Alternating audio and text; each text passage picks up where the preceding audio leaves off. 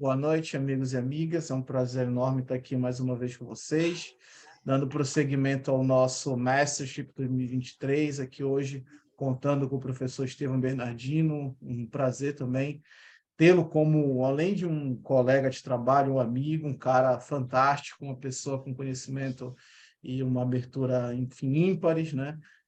Tive o prazer ano passado de ter um curso com ele, dar um pitaco aqui e acolá sobre teoria de RI. Hoje a gente vai refazer um pouquinho essa jogada, né? E o bem extenso hoje, né? Então, Estevam, cara, fica à vontade. É um prazer, obrigado aí pelo preâmbulo, viu, Vitor? Fico muito contente também sempre com os nossos trabalhos que a gente vem fazendo juntos. E, pessoal, a minha tarefa hoje é complicada, assim, né? Tratar de teoria, pelo menos do contexto da pós-modernidade e trabalhar isso em basicamente 1 hora e 15, junto com o Vitor. Então, vou tentar ser o mais conciso e o mais pragmático, né, para a gente poder desenvolver e pegar as principais ideias, pegar os principais pensadores, para a gente tentar refletir um pouco sobre o que seria esse pós-modernismo, tá? O que seriam essas teorias se ditas, né, do momento pós-positivista.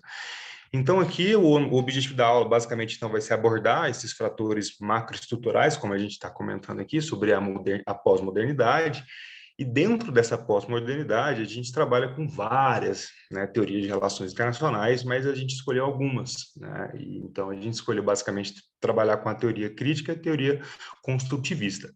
Mas para que essas teorias possam ser explicadas, é impossível a gente não falar da pós-modernidade, que entra como um momento, né? Eu até diria no alemão aquele Zeitgeist, né? Qual que seria o espírito do momento da década de 80 nas relações sociais e nas relações internacionais, né? Seria basicamente esse espírito de mudança, né? De trazer algo novo que pudesse explicar com mais fidedignidade a complexidade da realidade do ser humano, né? Entender que não é simplesmente montar alguns modelos que a gente pode explicar as relações sociais. As relações sociais são muito mais profundas e depende de um estudo, né, de se debruçar, né, de uma forma muito mais densa, tá?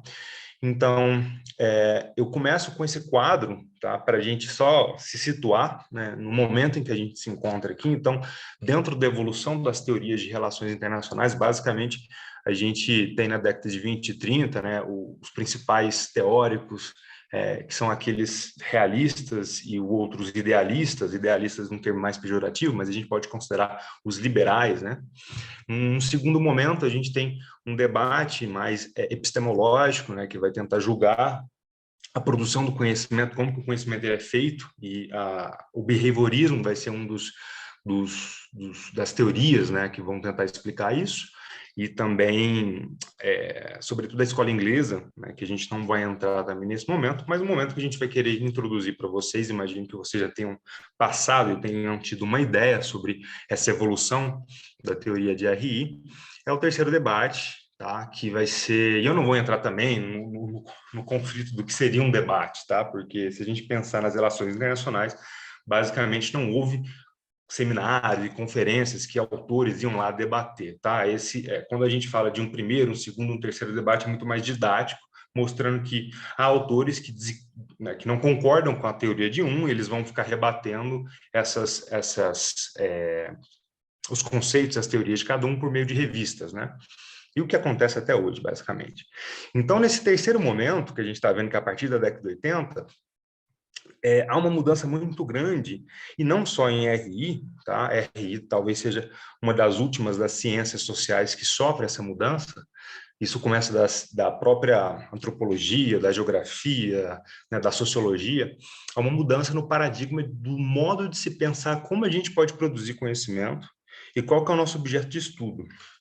Porque no final do século XIX, sobretudo, né, a partir do século XX, as teorias positivistas, ou seja, né, aquelas teorias que basicamente pregam que tem como, né, a análise do ser humano, a análise das relações sociais, da dinâmica social, elas serem entendidas, né, por meio de construtos teóricos, ou enfim, né, por meio de modelos científicos, né, modelos naturais, exatos.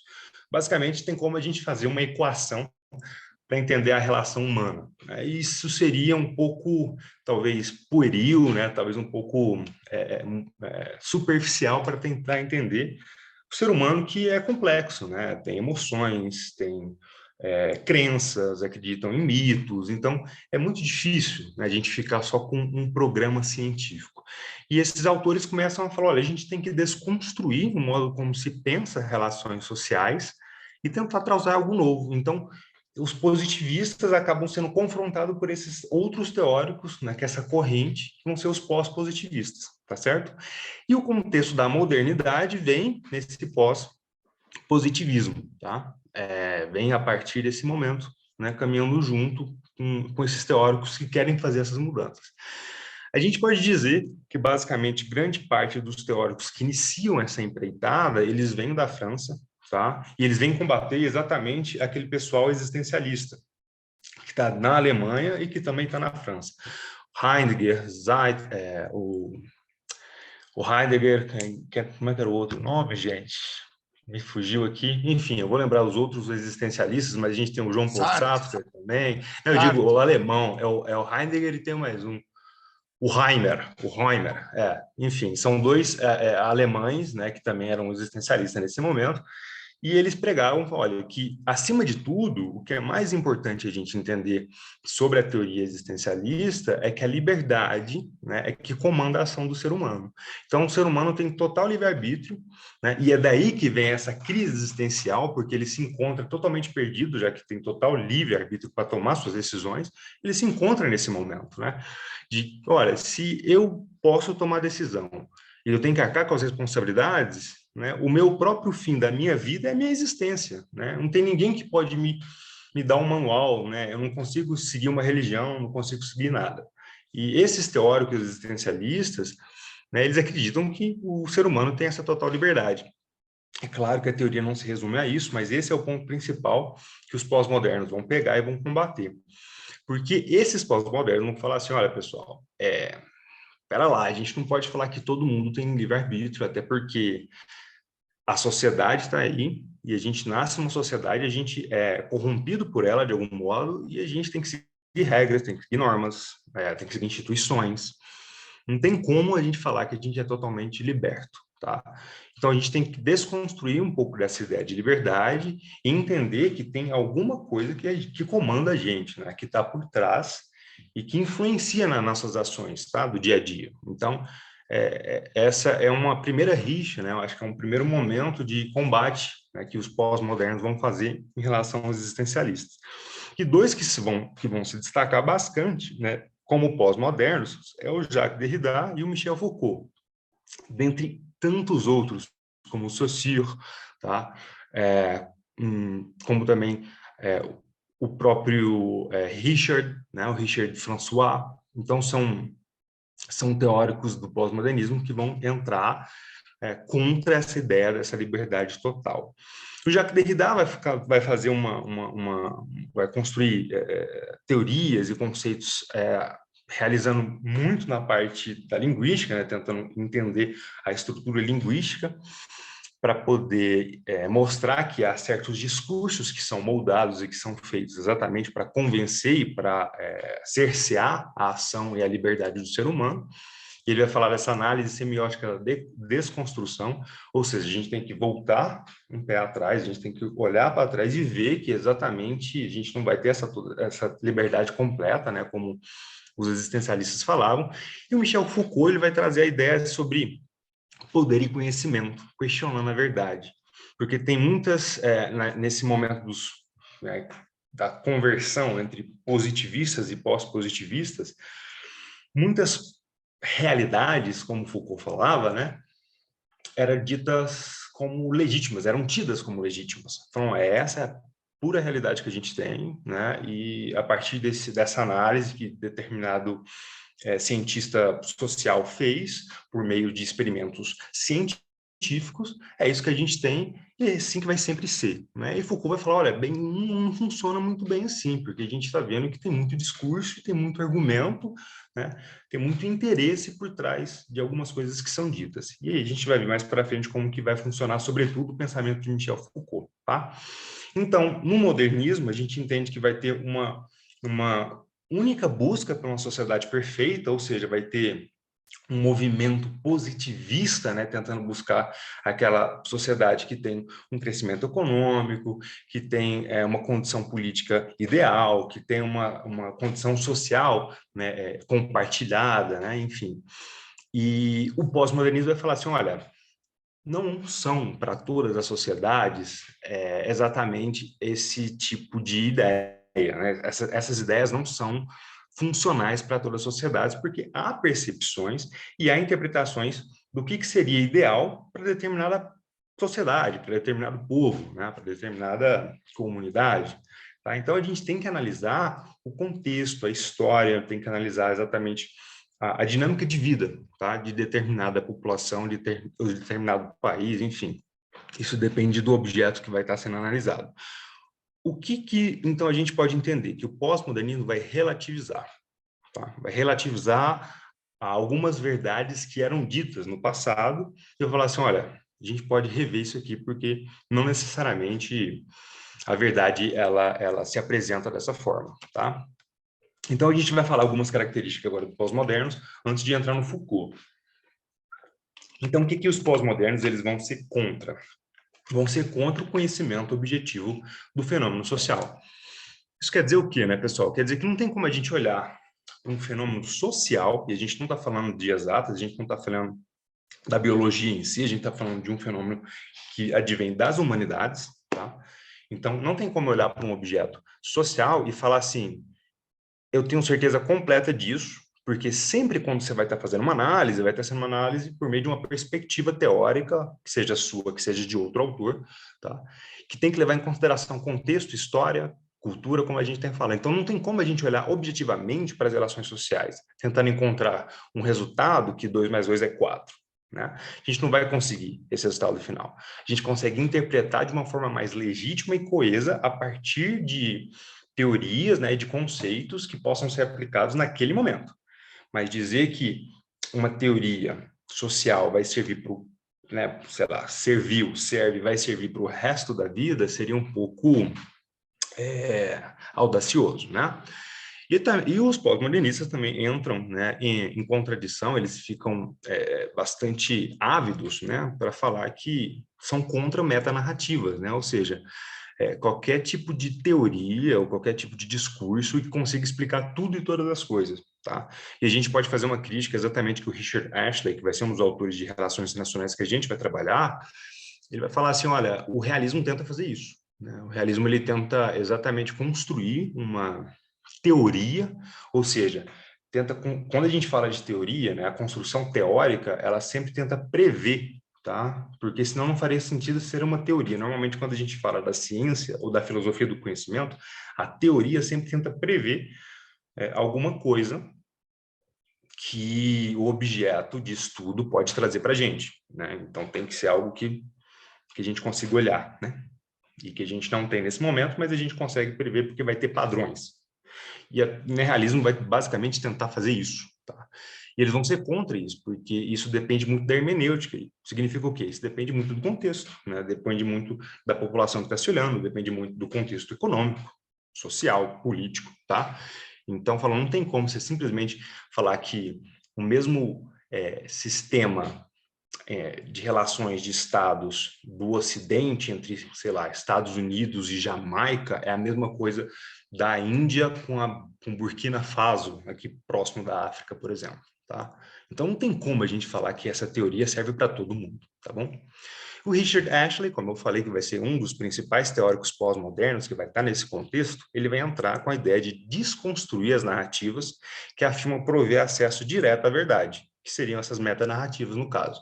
Tudo que envolve os seres humanos é subjetivo, é essa a fala dele, tá? Então, o pós-modernismo enfatiza a importância da linguagem na estruturação da nossa experiência do mundo. E a gente vai ver mais para frente, pessoal, isso é tão interessante, porque o próprio Saussure, junto com Derrida, embora eles sejam,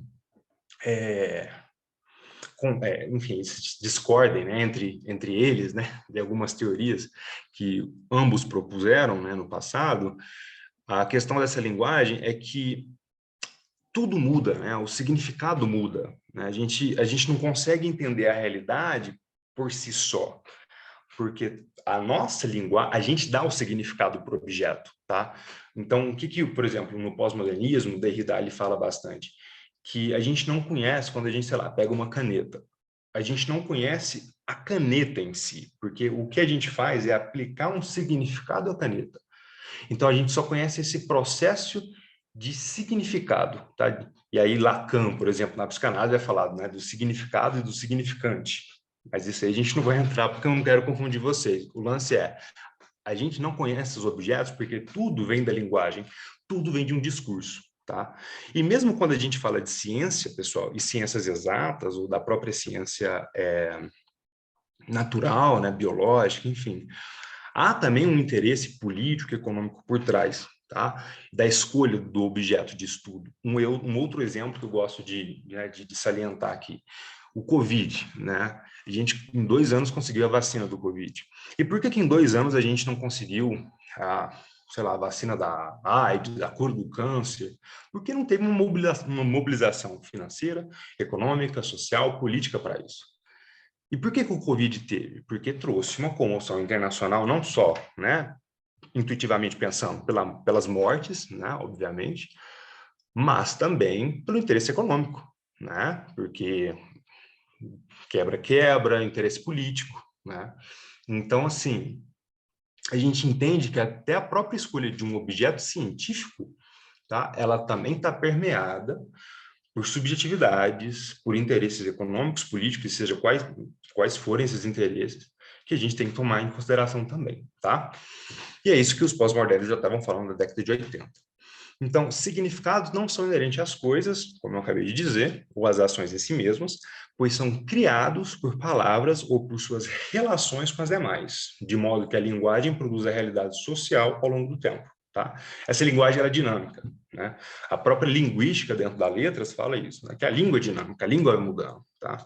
E a gente vai entender por que eu vou dar um exemplo que é muito do interesse de todos nós, né, das sensibilidades. Quando a gente fala de símbolos, fala de, né, enfim, de holocausto, fala de nazismo, enfim.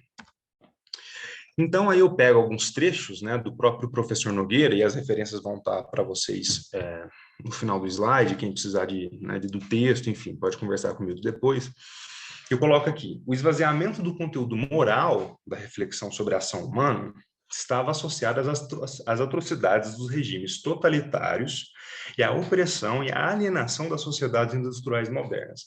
Então, o que os pós-modernos estão pensando é que, olha, se a gente tira a normatividade, ou seja, se a gente tira a reflexão sobre normas, né, a gente pensar sobre normas, pensar sobre moral, pensar sobre ética, se falar que, olha, a gente não tem como usar esses termos para pensar em política, por exemplo, no caso da ciência política, acaba que a política não fica amoral, a política fica imoral.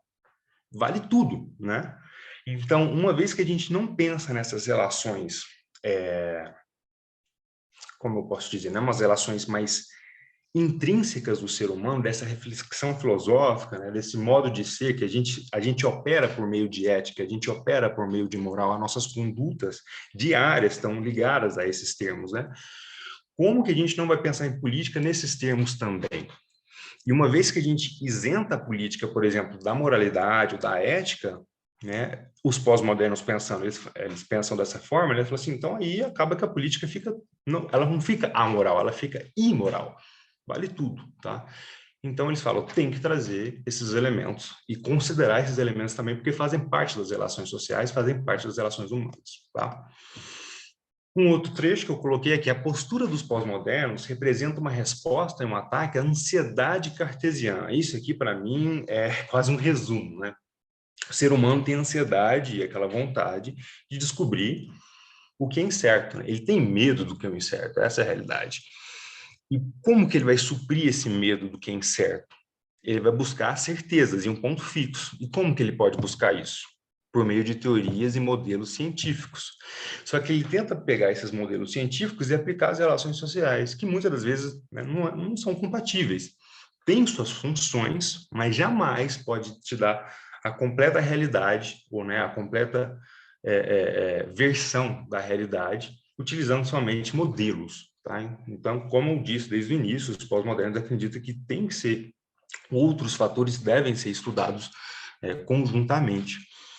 E então, acho que muito da motivação, por exemplo, dos realistas ou dos neorrealistas em criar esses conceitos teóricos científicos para julgarem elementos sociais, diz respeito a essa ansiedade cartesiana, essa vontade de ter uma resposta para tudo, tá? E um ponto fixo, uma certeza, coisa que as relações humanas, né, é difícil de ter, né? A gente é difícil de encontrar essas certezas, uma vez que a gente lida com elementos internos que não são metrificáveis, né? Que não tem como a gente medir, tá certo?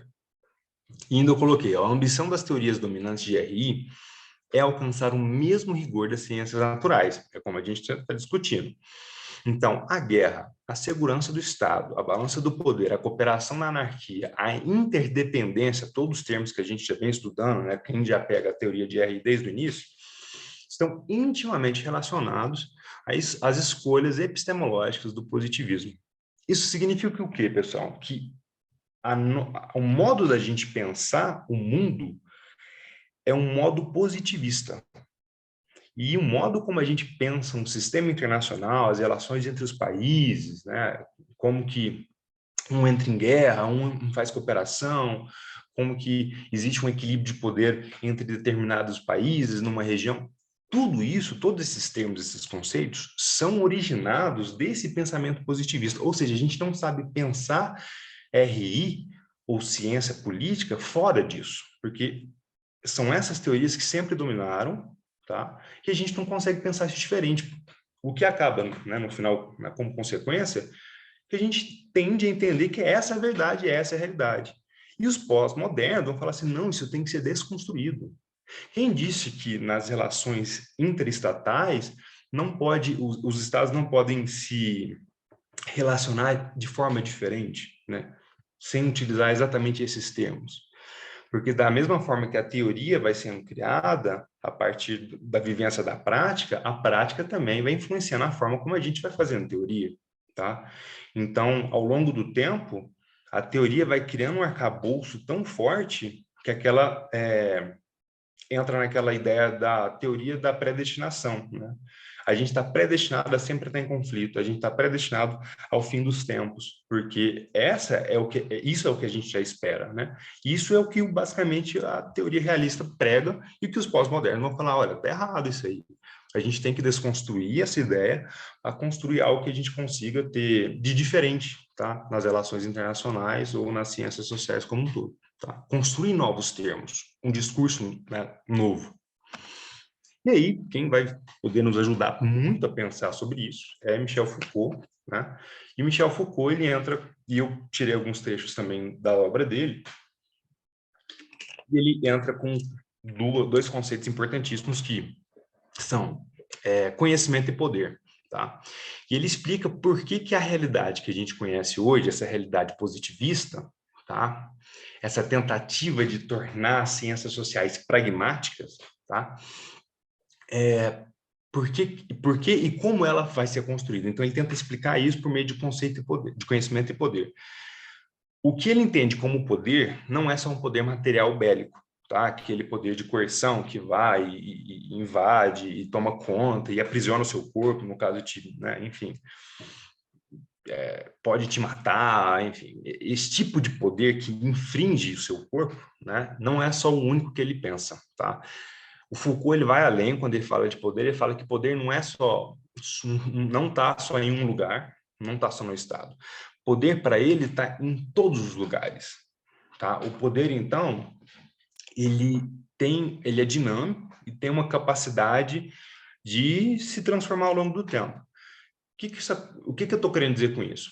Que existe esse poder bélico, tá? Existe esse poder estatal, que a gente está entendendo também, como a gente já conhece pelos realistas, mas ele fala que esse poder não é um único. O poder também é um poder familiar, o pai e a mãe em relação aos filhos. Hoje, nesse momento, o meu poder como função, né? Eu me vestindo da função de professor, exerço um poder em relação a vocês, de passar o conhecimento, tá? De ter a palavra para poder falar. tá? Então, Foucault está dizendo que o poder está em todas as esferas, tá, da sociedade, em todas. E ele fala que esse poder nunca anda sozinho, ele anda por meio do conhecimento. E a gente vai entender isso a partir de agora. Então, ele fala assim, ó, que dominação depende de uma articulação entre conhecimento e poder. A pretensão de o separar é ilusória, apenas um estratagema, ou seja,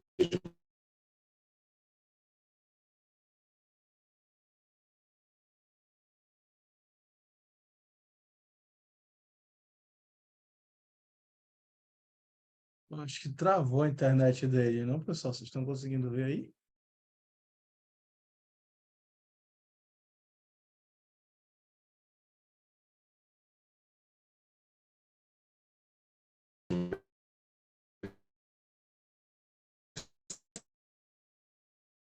estratégia para dar legitimidade ao discurso científico e à autoridade política. Histórico, bélico, isso aí você está querendo para ter vantagens, porque na real para que o poder ele consiga não só, mas ele consiga se... O poder precisa do conhecimento para operar. E o conhecimento, ele é produzido no âmbito de redes de poder. E essa rede de poder, pessoal, é o que eu estava dizendo em relação a tudo, né? Porque tudo que a gente faz, a nossa dinâmica, a conduta do ser humano, revela poder, tá? Desde ações de um estado em relação a outro estado, de uma comunidade em outra comunidade, ou a relação familiar que a gente tem no nosso dia a dia com outras pessoas, tá? Ele fala, dizer que a ciência é neutra serve à necessidade do poder e de esconder suas origens, ocultar a ilegitimidade que ronda sua fundação, tá? Então, o poder ele vai precisar sempre do conhecimento para funcionar, porque o conhecimento vai ser o fundamento, vai ser o pilar para que esse poder continue perpetuando ao longo do tempo, tá? E ele fala, o conhecimento não é mera abstração, tentativa de refletir a realidade. É, entretanto, desculpa, está faltando um R aqui,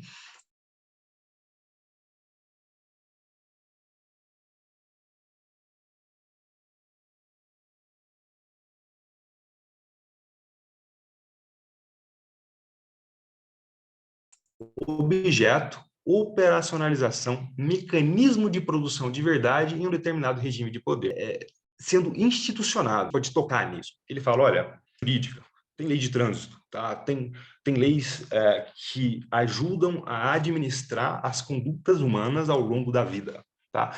São essas leis que acabam coagindo, tá, o ser humano e fazendo com que esse conhecimento, tá, seja carregado de poder. Então, como um policial, ele tem o poder de chegar e falar que pode te revistar, porque ele tem autoridade para isso, e a autoridade está revestida na lei. Tá? Então, ele está falando que essas institucionalizações desse conhecimento, que revela poder por trás disso, né, acaba te deixando sempre preso, o que vai lá de encontro, né, com que os próprios existencialistas estavam falando dessa liberdade. Aí o Foucault mesmo fala, pô, liberdade aonde, né? Onde a gente está vendo liberdade? E aí o Foucault entra mais, ele aprofunda mais dizendo, o nexo poder-conhecimento manifesta-se em uma multiplicidade de locais e requer um esforço constante de institucionalização, disciplina e disseminação em redes que produzam efeitos que adquiram a aparência de um grande regime de verdade, de uma sociedade organizada de acordo com uma racionalidade e um sentido. Então, ele está querendo falar que esse nexo poder-conhecimento, pessoal, é basicamente essa ideia de institucionalizar o poder de quem governa. Por exemplo, se tem um grupo de interesse, esse grupo de interesse formula determinado sistema jurídico que os beneficia. Então, o poder não é só um poder de coerção, tá? de intrusão do corpo, mas é também um poder ideológico que te adestra. Tá? Te adestra a tal ponto de você começar a entender que essas normas, esse poder, esses valores e princípios criados, você começa a defender eles. E se alguém faz alguma coisa que está fora disso, você começa também a falar, olha, você está errado, tá? Porque a lei não é assim, não funciona daquele jeito. Isso aqui não é uma apologia à anarquia, tá, pessoal? Pelo amor de Deus. Aqui eu estou só dizendo, basicamente, como que as instituições, e aí a gente tem que analisar cada instituição, pode conduzir, tá, a forma que a gente atua na vida. Então, é isso que o Foucault está tentando dizer, que, olha, tem verdades que existem, mas a gente nem sabe por que que existe. Tá? A gente simplesmente segue porque socialmente a gente é imbuído, a gente é coagido a seguir elas. Tá? E nesse modelo aqui, ele tenta exemplificar um pouquinho de como funciona o poder. Então, ele fala que o poder, ele constitui o sujeito, então o sujeito, ele tem o poder ao mesmo tempo que ele também exerce poder, tá? Então, ao mesmo tempo que eu tenho poder, tem um poder que está sendo exercido em mim, tá? E esse poder também, ele estabiliza as instituições, ele cria essas instituições, e essas instituições acabam controlando o sujeito, tá? Esse é um primeiro momento da fórmula que ele dá para o poder. E no segundo momento, ele fala que o poder produz o conhecimento, ou seja, se eu faço parte de um grupo de interesse econômico, eu produzo um determinado conhecimento, produzo um artigo científico falando que por A mais B isso aqui é mais importante para ser produzido, exemplo, Covid. É claro que a gente não pode fazer comparações, não vamos levar ao absurdo, mas falou, olha, está tendo esse acometimento, né? E esse acometimento a gente tem que tratar ele, então você coloca dinheiro, você coloca força política, coloca força econômica e vira um conhecimento. E esse conhecimento vai acabar fazendo o quê? Vai redistribuir esse poder. Então você acaba tendo, né, seu discurso aceito e validado a partir do momento que você consegue justificar pelo conhecimento. E o conhecimento leva o poder junto, tá? É um pouco abstrato, mas a gente consegue entender com mais tranquilidade quando a gente vê a dinâmica do dia a dia, como que o poder exerce na gente, nas regras do dia. Então, a gente fala que, ao mesmo tempo que a gente tem poder sobre um subordinado no trabalho, por exemplo, a gente também tem um chefe que está atrás exercendo poder entre a gente, tá? E, por fim, né, sobre Foucault, a última frase dele, né, que eu coloco aqui para a gente entender um pouquinho melhor, ele fala assim, ó, na modernidade, a dominação passa a ser exercida por mecanismos de disciplina e vigilância. E aí ele faz uma referência da obra Vigiar e Punir, tá?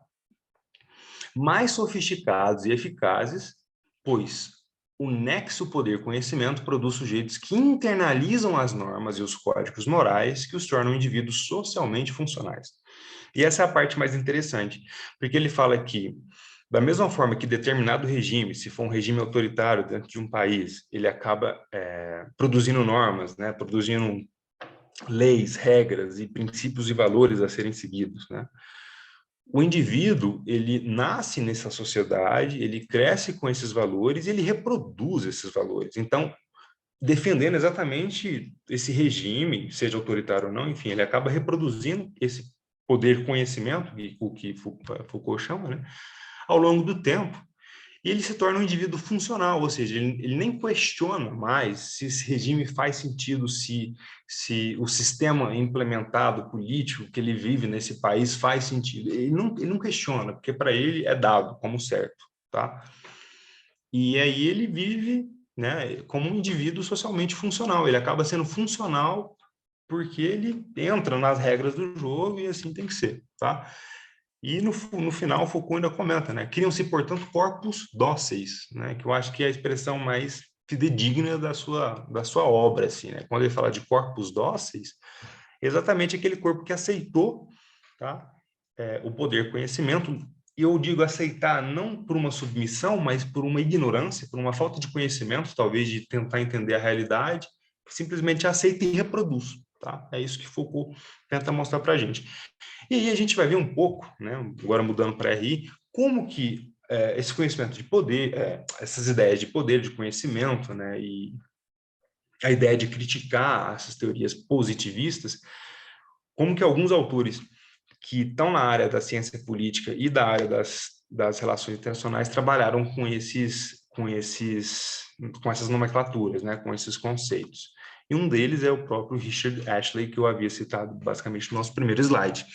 O Ashley, ele vai tratar de dois temas. O primeiro é sobre o Estado. Então, ele vai problematizar a ideia de que o Estado é o único agente nas relações internacionais que pode atuar, que é racional, que é competente, que é legítimo o suficiente para fazer relações internacionais.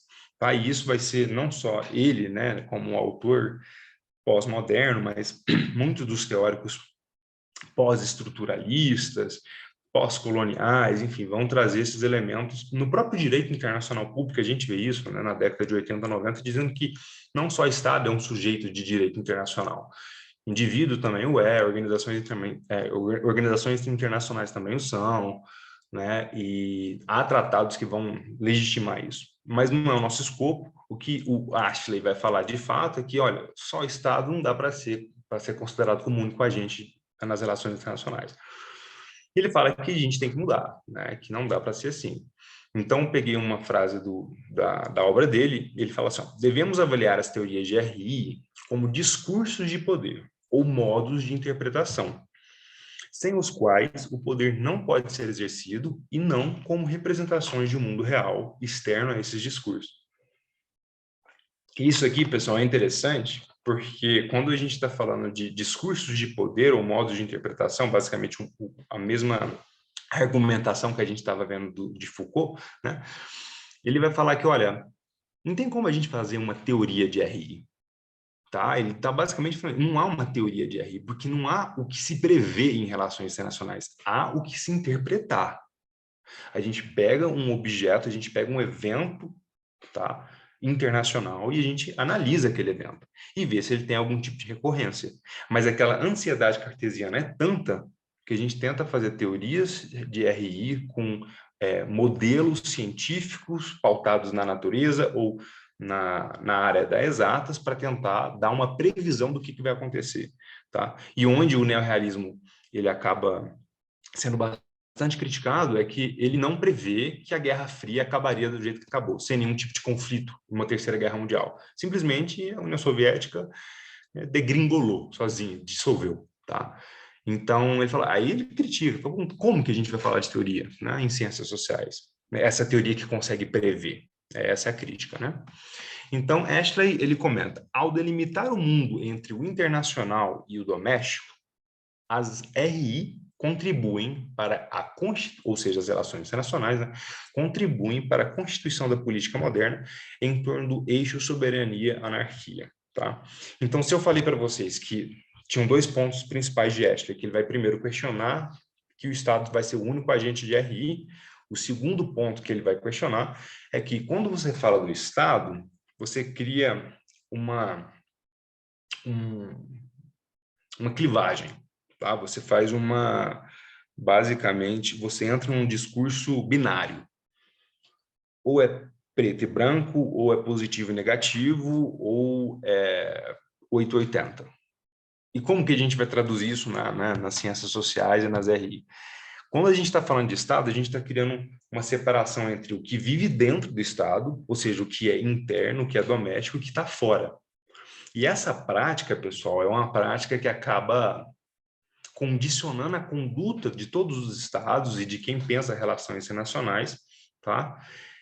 Levando a gente basicamente numa esquizofrenia de bipolaridade, porque é o seguinte, se a gente está pensando que tudo que está dentro, a gente tem que lutar pelo que está dentro, Constituição, normas, ética, etc. O que está fora, não importa, porque assim, lá fora é inóspito, é hostil, tem conflito, tá? É estranho, ou seja, é estrangeiro, então eu não quero saber e não quero que entre aqui, né? Então, quando a gente cria essa clivagem, ou seja, esse pensamento binário, os termos que a gente pensa política vai ser sempre nessa gramática, tá? Vai ser sempre nessa representação de que o que está dentro é o que me convém e é o que eu luto, o que está fora, né? Que o mundo se acabe. Né? Porque lá fora vai ser sempre anarquia, lá fora vai ser sempre egoísta, né? Lá fora vai ser sempre um ambiente hostil, né? Essa é a realidade. E quem que cria qual foi a teoria que estava falando mais sobre isso, né? O próprio realismo, né? Que fala que as relações internacionais, quando a gente está falando de relação entre estados, é sempre uma relação conflituosa, assim, né? Não que não possa haver cooperação, claro que pode, mas o que não está no interno, o que não está no doméstico, é estranho, é diferente e tem que ser olhado com muito cuidado, tá? Então, Ashley vai criticar isso, falar assim, olha, a gente tinha que olhar de uma outra maneira. porque olhar com essa bipolaridade, né, olhar com essa binaridade, a gente jamais vai chegar numa sociedade internacional em que todos consigam conviver de forma mais harmônica, tá?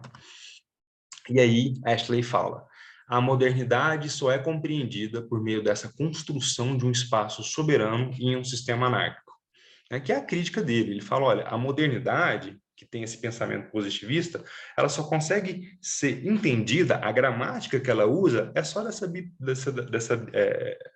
desse binarismo, né?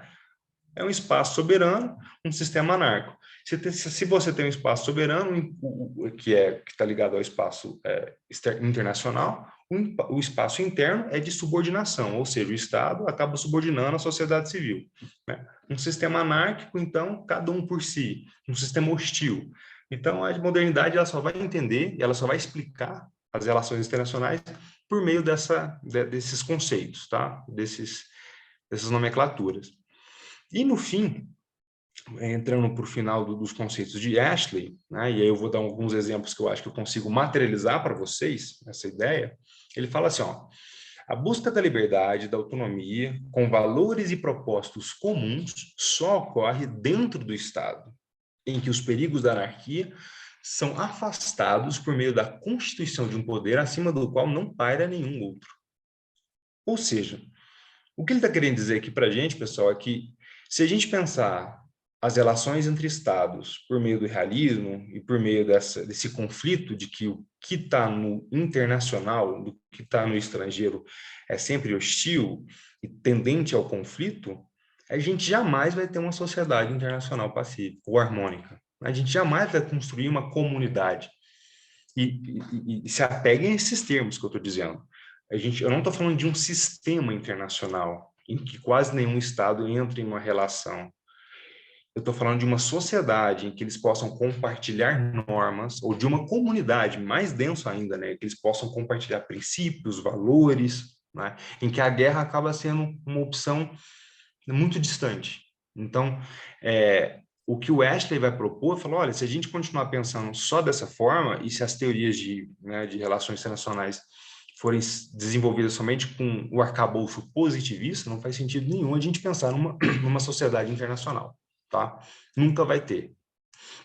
Então, quais que são as consequências? Comunidade internacional torna-se improvável, e quem que acaba ganhando mais força e mais peso é o próprio realismo, né? Porque se cria-se esse discurso de que o internacional é complicado, é instável, é difícil, o realismo vem com uma doutrina salvadora, né? Falando, então a gente tem que se entregar ao realismo porque é ela que vai explicar a realidade.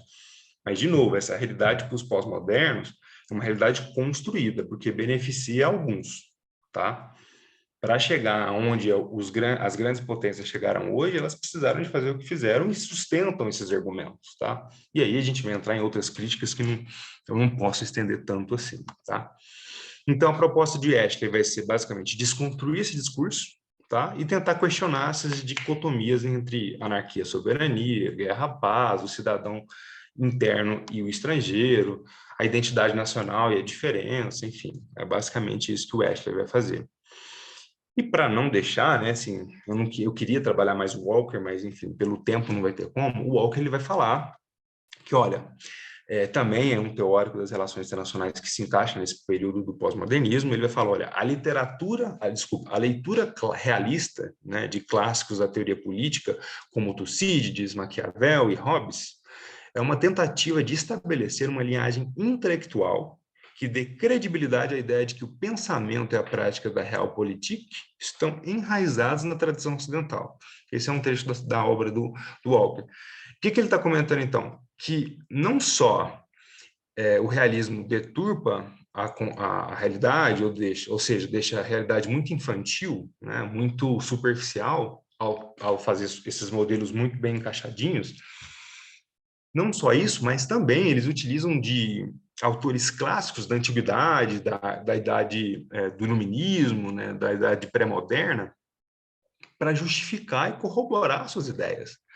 Então, pega Tucídides, né, que é da época da antiguidade, a gente fala da Guerra do Peloponeso, vai falar de Maquiavel, né, a gente está falando do século XVI, de Hobbes, também do século XVII. Então, o realismo tenta se justificar, né, utilizando clássicos do pensamento e tenta criar esse arcabouço acadêmico, intelectual, que dê legitimidade para eles continuarem, né, reverberando e continuar espalhando esse tipo de teoria, tá, do positivista. Essa é a crítica de Walker em relação aos pós-modernos. Tá? Então, ele propõe, né, como estudar a realidade social. Ele vai falar que é usando a linguagem, é o que a gente está vendo já desde de Ashley, de Foucault, né? E o Walker ele fala, as palavras não têm um significado fixo, né, que reflitam os objetos aos quais fazem referência. E aí a gente sabe muito bem disso, né, e eu falei para vocês que ia citar um exemplo, com a própria suástica, né? A suástica que foi usada por Hitler, então acho que a gente, né, mais ninguém do que a nossa comunidade sabe disso, teve no início uma prática totalmente diferente, né? Ela nasce basicamente num caminho indo-europeu, né, numa região que vai basicamente da Índia até o leste europeu, e na Índia tinha um significado de boa sorte, né, de bom agouro, né, como se diz, e também tinha um significado de mostrar a rotação do Sol, a suástica que a gente conhece, né? E Hitler simplesmente pegou e mudou aquilo lá. E por que eu estou falando isso? Porque não só essa linguagem, quando ele está falando, né, palavra, linguagem, a gente não está falando exatamente só de um vocábulo, a gente está falando de fábulas, a gente fala de mitos, a gente fala de símbolos que mudam ao longo do tempo, tá? Que ganham reinterpretações ao longo do tempo. E quem trabalha muito bem isso é a própria historiografia, tá? Então é isso, é dinâmico, tá? E não tem como a gente criar uma teoria social que possa explicar exatamente como foi, como é e como vai ser as relações humanas, tá? Porque elas são dinâmicas e mutáveis, tá? E eu entro agora, né, para a gente entrar no finalzinho da minha parte, na teoria crítica, tá? A teoria crítica, que também faz parte do pós-modernismo, vai trabalhar basicamente com as ideias de Marx e com as ideias de Gramsci, tá? E quem vai trabalhar e quem vai acabar compilando, né, o local onde essa teoria crítica vai nascer é pela Escola de Frankfurt, né? E os dois autores mais importantes de relações internacionais que eu cito aqui são eles, né, o Robert Cox e o Andrew Linklater. Não vou citar o Andrew Linklater, e é também uma escolha, né? Querendo ou não, é uma escolha, porque eu acredito que o Robert Cox também explica muito bem, mas por questão de tempo não vou conseguir citar os conceitos e me debruçar na obra dele, mas eu vou falar um pouco do Cox aqui para gente, tá? Então, antes de entrar no Cox, eu só vou fazer uma apanhada geral do que seria essa teoria crítica, tá? Passar alguns insights dela. Então, o que a teoria crítica ela vai acabar rejeitando, então? Né? Que ela vai, obviamente, rejeitar o positivismo, porque ela está nessa onda do pós-modernismo, né? Lembram? Ela vai rejeitar essa realidade externa objetiva, que a gente está trabalhando, tá? Que é essa ideia de que o mundo é dado, né? E, por exemplo, o sistema internacional é egoísta, né? Tipo, é hostil. Desde quando é hostil? Por que é hostil, né? Vai ser sempre assim?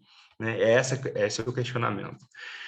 O segundo postulado é que a distinção entre sujeito e objeto é impossível, ou seja, como a gente veio conversando, não tem como a gente separar sujeito e objeto. O sujeito ele vai estar sempre em um contexto, em um momento histórico, tá? E a escolha vai depender muito da situação em que esse analista vai pegar seu objeto de estudo para analisar, tá? Então, a teoria crítica, os teóricos, eles não acreditam nessa separação. E também eles não acreditam que a ciência social seja livre de valores, ou seja, né, que tem essa neutralidade científica. A gente falando de ciência social, tá? Não estou falando de ciências naturais ou exatas nesse momento. Então, alguns antecedentes, né, que vale a pena a gente relembrar aqui para entrar um pouquinho na teoria crítica, que na teoria de Marx, né, ele vai ser um dos autores que o pessoal da Escola de Frankfurt pega, né, para poder trabalhar, e um dos temas que eles gostam de trabalhar bastante é sobre a questão de como que a sociedade é dividida entre aqueles que detêm o meio de produção e aqueles que não detêm, tá? E eu quero que vocês guardem isso aí de Marx, que a gente vai trabalhar com ele um pouquinho aqui na frente. Da mesma forma, a gente tem o marxismo-leninismo, que já é uma sofisticação de Marx, tá?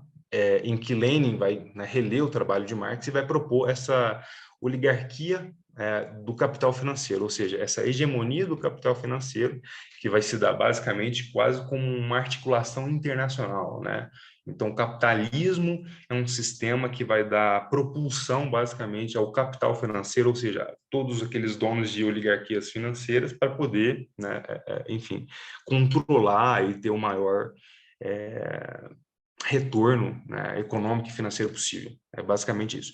E onde entra o Estado nisso? O Estado é simplesmente um títere, né? Simplesmente um fantoche na mão dessas oligarquias. Tá? Esse é o pensamento geral e muito grosseiro, obviamente, né? Do que seria o marxismo-leninismo, que a teoria crítica vai trabalhar. E, por fim, o Gramsci, tá? Que eu acho que é um dos que tem o pensamento mais requintado quando a gente vai pensar em teoria crítica, tá? Que ele vai falar sobre a hegemonia. E ele vai falar da hegemonia, dentre outros tantos conceitos que Gramsci nos propõe, né, que a hegemonia não se dá somente pelo esse poder, né, bélico, como eu já havia dito, né, não é simplesmente uma potência internacional ter tantas X armas ou sei lá quantas armas atômicas e etc.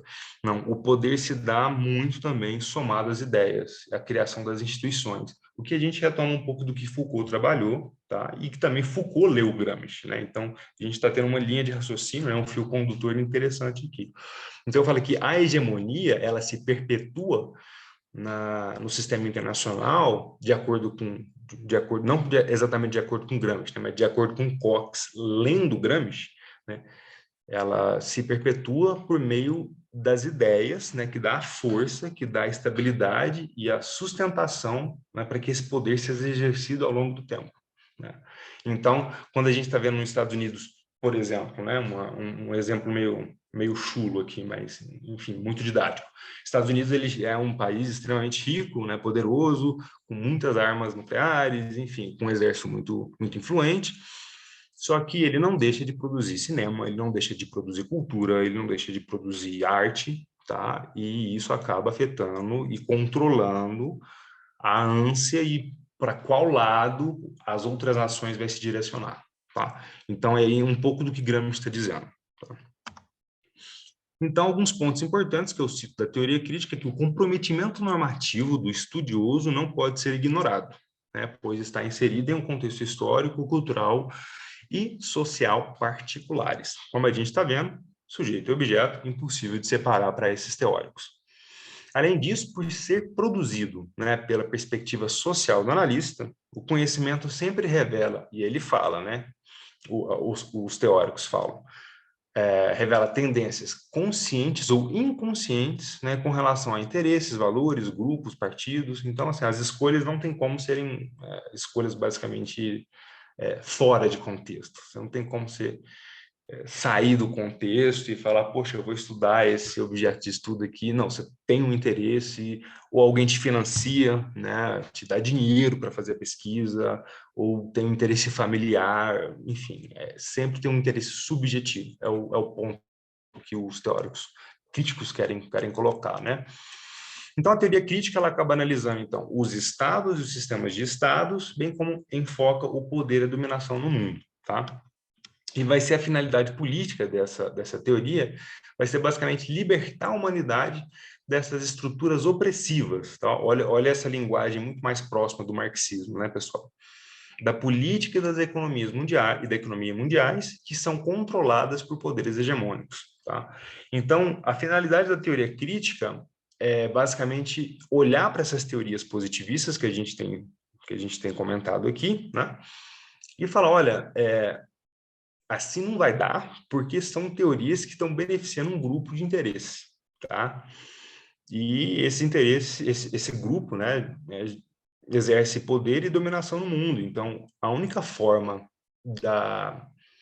de que haja uma mudança, uma ruptura, é por meio de um sistema revolucionário, né? E não marximiano, como a gente conhece, né? Mas um sistema em que essa dinâmica de poder e dominação seja mudada ao longo do tempo, tá? Alguns teóricos vão propor algumas ideias, tá? E aí a gente vai trabalhar. A gente não vai conseguir trabalhar com todos, mas eu vou citar pelo menos uma que o Cox vai dizer, né? Então, o que pretende a teoria crítica, né, no final no final das contas, né? O sistema internacional é uma construção específica dos estados mais poderosos. O foco está no poder e na dominação, não nos estados. Isso aqui é importante, porque quando a gente fala de teorias positivistas, sobretudo o realismo ou o neorrealismo, o Estado é sempre o elemento mais importante.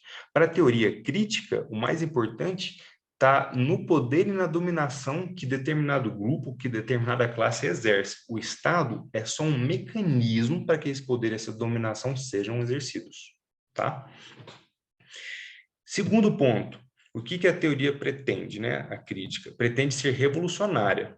Por que revolucionária? Porque ela quer mudar esse sistema de poder e dominação, ela quer que não haja mais, quer colocar um outro tipo de sistema, tá? Um sistema muito mais equânime, né? Dizemos nessa palavra. E o que a teoria crítica ainda propõe? Criticar o marxismo, né? Olhem só. E critica o marxismo por quê? Porque o marxismo, ou os teóricos marxistas, que chegam até a década de 80 e 90, ainda com a teoria de Marx lá no final do século XVIII, no final do século XIX, eles não perceberam, como Gramsci, no caso, percebeu, que não tem como mais fazer aquela tentativa de revolução em que você vai, avança o capitalismo ao máximo na sociedade, aí vem o proletariado, aí faz a ditadura do proletariado, institucionaliza o socialismo, depois coloca o comunismo. A União Soviética foi um caso emblemático de que não deu certo. A gente vê outros países como Cuba, como Coreia do Norte, que também não conseguiram fazer isso, tá? Implementar um comunismo. E, de fato, né? Então, os teóricos críticos da Escola de Frankfurt vão criticar o marxismo porque eles ainda ficam apegados a essa necessidade dessa revolução proletária, tá? Só que eles vão falar, olha, esses marxistas mais preciosistas, vocês devem entender que o sistema capitalista ele evoluiu e ele se sofisticou de tal maneira que ele conseguiu abarcar e abranger todas as instituições, né? Então, assim, o ensino, instituições públicas, jurídicas, de cultura e arte. Então, você não tem como mudar um sistema por meio de métodos antigos do século XIX, tá? Então, a crítica dessa escola é exatamente essa. Não tem como você mudar isso, tá certo? Não dessa forma. A gente tem que entender que o sistema capitalista e a oligarquia financeira, e como a gente entende que esses grupos que exercem poder e dominação, eles conseguiram dominar áreas que antigamente não se pensavam que poderiam dominar, tá? E, né, acabam contribuindo, né, para que o sistema capitalista seja sempre reproduzido. E isso no pensamento, obviamente, dos teóricos críticos, sobretudo do Walker. E então a gente entra aqui, né, na teoria crítica de Robert Cox, né, que eu fiz um apanhado geral, né, do que seria a teoria crítica, alguns conceitos elementares, e agora a gente entra de fato em alguns conceitos que esse autor propõe, tá? E a primeira frase que ele põe aqui, que eu coloco para a gente, né, é que toda teoria é para algo e para alguém. Tá? O que já vai resumir bastante, a gente no finalzinho vai debater um pouquinho mais ela. Então, o que ele propõe, né, como uma parte mais objetiva da construção teórica, né, do Cox? Ele propõe o seguinte, que há dois tipos de teorias. A teoria de solução de problemas, que são aquelas que pretendem ser neutras e universais, ou seja, são essas teorias basicamente positivistas, sobretudo o realismo. O Cox, ele tece muita crítica sobre essa teoria, tá? E ele propõe também que se não é uma teoria de solução de problemas, é uma teoria crítica, ou seja, é aquela de caráter parcial e normativo, sabendo que é uma teoria que vai fazer uma interpretação, tá? Que vai fazer um estudo particular sem se pretender ser científica.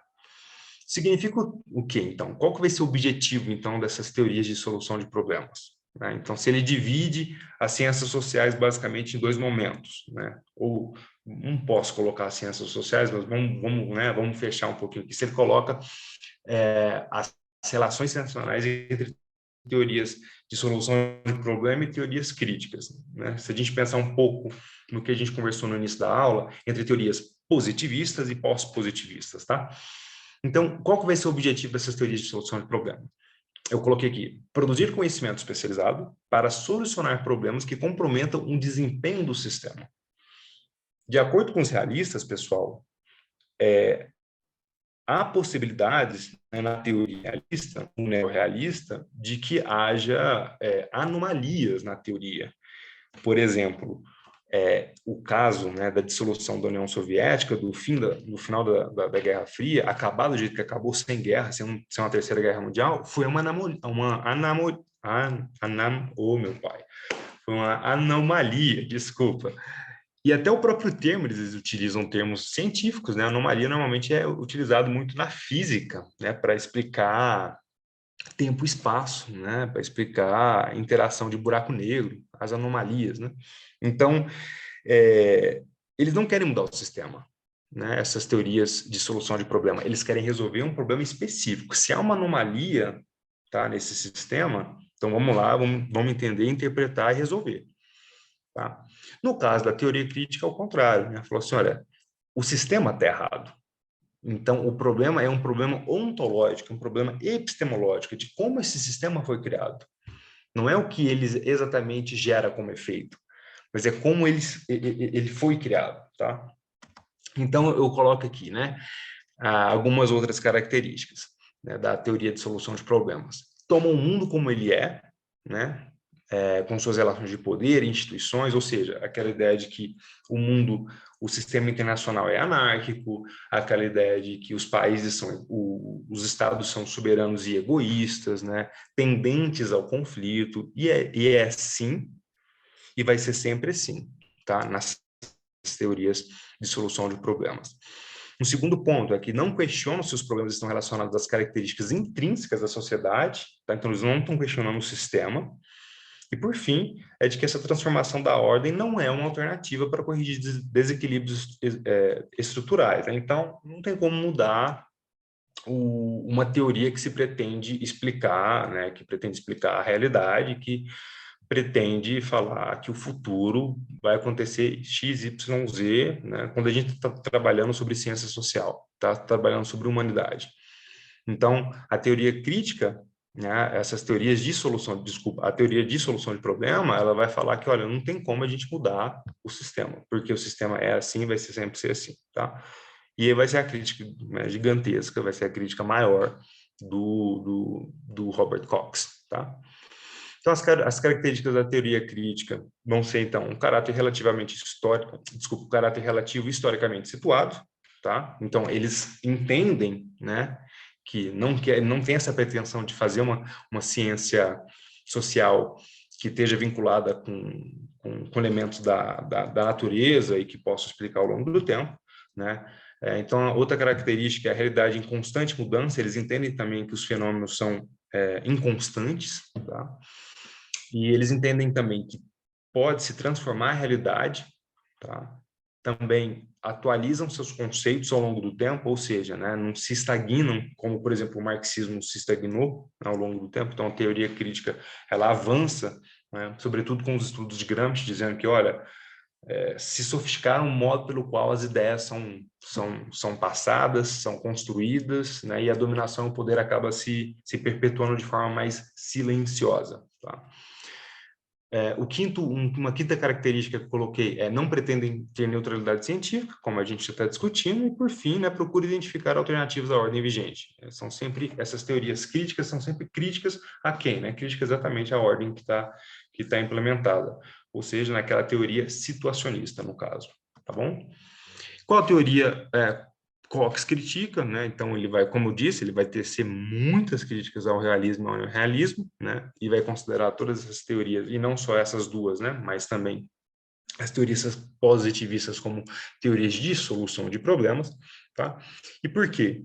Porque a gente cai nessa redundância de dizer que é uma metodologia científica que se considera supostamente neutra, né? Essa teoria realista. A teoria realista fala que tem um saber técnico que visa e explica a realidade como ela é uma teoria que é histórica, no caso, né? Ou seja, uma teoria que ela pode ser entendida desde a época de Tucídides, Maquiavel e Hobbes até o que está acontecendo hoje no mundo. Ela se pretende dessa forma, né? E fala assim, ó, já que é uma teoria e que prevê o futuro, né, prevê ações humanas, ela não vai ter mudança. O que vai ter é o quê, pessoal? Anomalias. Né? E aí o Cox vai falar, então essas teorias vão lá e vão solucionar alguns problemas, né? O que ele critica muito também, tá? Então, aí o Cox, para finalizar aqui, e deixar o Vitor da aula dele, para finalizar, então, o Cox ele fala, olha, criticando, né, e colocando um mote do realismo. O sistema internacional é um fato da realidade, não sujeito a questionamentos. Isso é o que o realismo está falando, né? Aí como que isso acontece? Né? Como que a gente acredita nessa história? Como que o realismo ele se fortalece, ele se legitima? Ele fala dos três níveis, né? O realismo. Ele vai falar a natureza humana é egoísta, fala que a natureza do Estado é maximizadora de poder e eu falar que a natureza do sistema internacional é anárquica e conflituosa. Olha só, o realismo, ele se fecha. Então, ele coloca três esferas, coloca três níveis de análise, tá? A humana, a estatal e a sistêmica, tá? De modo que ele consegue ser imune à crítica, porque tudo que está dentro dessa teoria realista é dado, não pode mudar, porque é assim a natureza. Ela se propõe como dessa forma, né?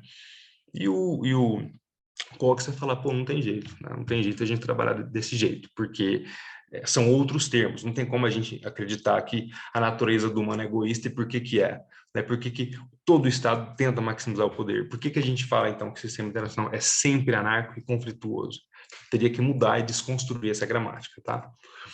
Por fim, estados não são governados pela natureza, são, todavia, resultados da ação humana em constante mudança, né? O que corrobora o que a gente está falando, tá?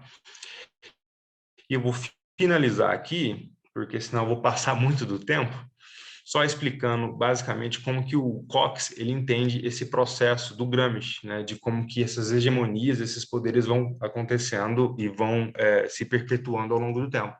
Então, ele acredita que as ideias, né, criam as instituições, da mesma forma que as instituições criam essas instituições também são capazes de criarem os poderes materiais, né, as capacidades materiais, ou seja, econômico, social, político, militar, e que acabam também criando essas ideias.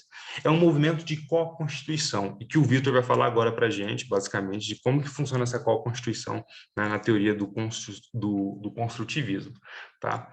Eu ponho aqui na consideração final, pessoal, então, que a crítica principal, tá? Eu nem vou entrar aqui, é uma crítica ao conservadorismo, uma crítica ao estadocentrismo, mas é a crítica à epistemologia positivista, tá? Então, a gente sempre tem que lembrar que essas correntes teóricas pós-modernas, seja a teoria crítica, seja o construtivismo, que o Vitor vai dar agora, estão sempre criticando a ontologia e a epistemologia positivista. E, por fim, né, tá aí, né, toda teoria é para alguém e para algo, né, não há essa isenção do sujeito em relação à análise do objeto, tá? Vitor, é contigo, meu amigo. Desculpa passar um pouquinho dos Opa, minutos, tá? não, cara, fica tranquilo aí. Eu estava até vendo aqui direitinho para ver se tinha algum ponto ou outro. Eu acho até que tua explicação vai me ajudar um pouquinho aqui a construir esse quadro geral de como o construtivismo surge e o que é o construtivismo, né, de fato. Eu acho que para início de conversa, vamos dizer, eu sempre afirmo isso, que o construtivismo, na realidade, é uma dentre as tantas criações das ciências humanas que vem desenvolver um papel dentro das relações internacionais, né? O construtivismo, de fato, surge basicamente em paralelo, isso a nível de epistemologia das ciências sociais e humanas. Justamente ali no limiar entre o que a gente chama de pós-estruturalismo, né, que é um movimento que vai surgir ali na antropologia, e que aí vai criticar justamente o que o Estevão acabou de falar muito bem a respeito dessas estruturas de pensamento. Então, imagine vocês que o construtivismo vai partir da ideia de que todas as questões da sociedade, elas são, em primeiro lugar, construções sociais, ou seja, não se pode entender algo que está dentro da sociedade, um problema da sociedade, a política, se não for entendido a partir dessa praxis da sociedade, né?